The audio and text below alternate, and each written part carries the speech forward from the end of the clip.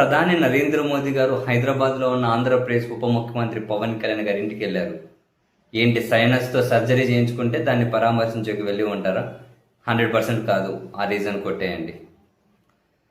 హైదరాబాద్లో ఉన్న ఆంధ్రప్రదేశ్ ముఖ్యమంత్రి చంద్రబాబు నాయుడు గారి ఇంటికి వెళ్ళారు. ఏంటి, వెరీ క్యాజువల్గా చాయ్ బిస్కెట్ తినొచ్చకపోయింటారా? 100% కాదు, కొట్టేయండి. మరి దేనికి వెళ్ళి ఉంటారు? డెఫినెట్లీ ఒక బలమైన రీజన్. ఏంటా కారణం? తెలంగాణలో టీడీపీ, జనసేన, బీజేపీ కలిసి పోటీ చేయడం కోసమా? ఈ కారణం కోసం ప్రధాని వాళ్ళు ఇళ్ళకి వెళ్తారా? లేదు, కొట్టేయండి. What next?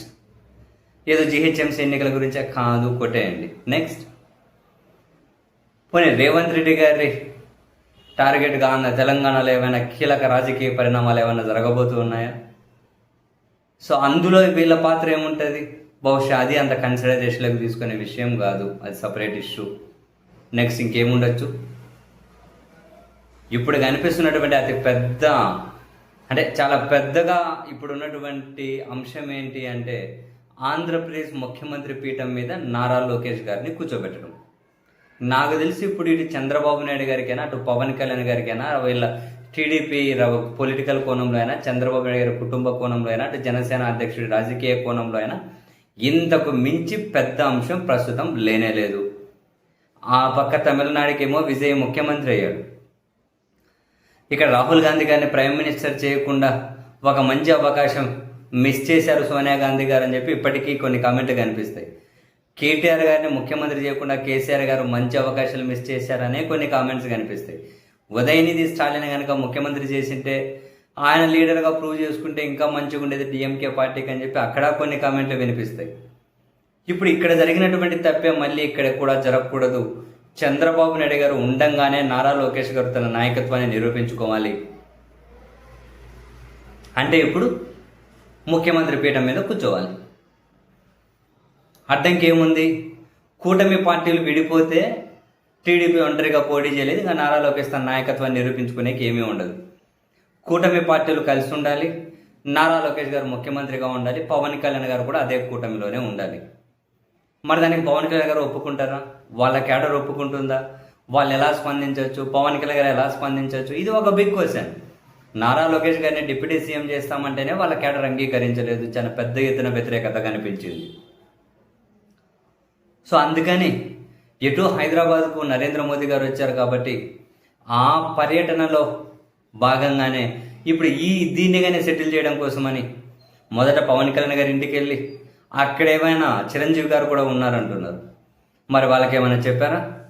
నారా లోకేష్ని సీఎం సీట్ మీద కూర్చోబెడితే పవన్ కళ్యాణ్కి భవిష్యత్తులో కలగబోయే రాజకీయ పరిణామాలు, బీజేపీ ఏ విధంగా సహకరిస్తుంది ఏమంటారు? సో తనకేమైనా ఒక పొలిటికల్ ఫ్యూచర్, క్లియర్ మ్యాప్ ఏమైనా మోదీ గారు ఇచ్చేసి వచ్చారా? ఆ తర్వాత చంద్రబాబు నాయుడు గారి ఇంటికి కూడా వచ్చి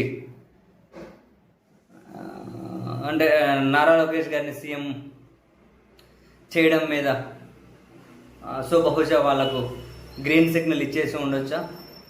ఇంతకు మించిన పెద్ద రాజకీయ అంశం ఏమైనా కనిపిస్తుందా మీకు? ఈ 2 ఏళ్లకు మోదీ గారు వెళ్ళడం మీద ఊరకే వెళ్ళరు, దాన్ని పక్కన పెట్టే ఏదో ఒక పెద్ద అంశం. నాకైతే ఇదే అంశంగా కనిపిస్తుంది. సో అన్నీ అనుకున్నట్లు జరిగితే సీఎం సీట్ మీదకు నారా లోకేష్ గారు వెరీ సూన్ వచ్చేయచ్చేమో అనిపిస్తుంది.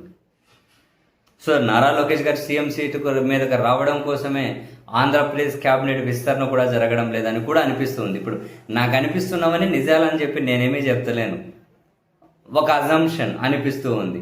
ఎందుకంటే ఒక ప్రైమ్ మినిస్టరు ముఖ్యమంత్రి, ఉప ముఖ్యమంత్రి ఇళ్లకు వెళ్ళడం, ఉప ముఖ్యమంత్రి ఇంటికి వెళ్ళి ముఖ్యమంత్రి ఇంటికి వెళ్ళడం, ఉప ముఖ్యమంత్రి ముక్కులో కండ పక్క తొలగించుకుంటే దాన్ని పరామర్శించేకి వెళ్ళారు అంటే అవన్నీ నమ్మశక్యం కాదు, అది ఇంపాసిబుల్. ఇంతకు మించి ఇంకేముంటుంది?